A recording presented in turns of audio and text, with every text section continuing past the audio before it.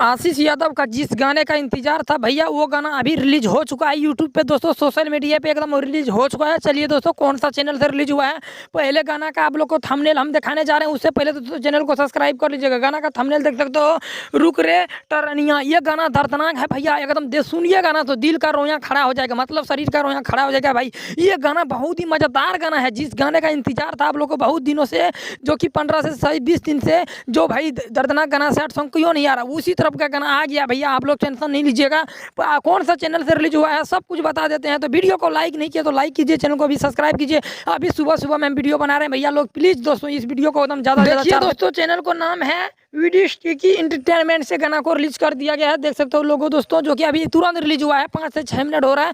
फटाफट जाके इस गाना को सुनिए एकदम दिल से और ज़्यादा से ज़्यादा वायरल कीजिए, और आशीष भैया को ज़्यादा से ज़्यादा प्यार दुलार दीजिए। इस गाने को 5 से 6 बार जाके सुनिए दोस्तों, बहुत ही एकदम खतरा सैड सॉन्ग है भैया, एकदम आप लोग सुनिएगा तो दिल खुश हो जाइएगा भैया। आप लोग जाके इस गाने को प्यार दुलार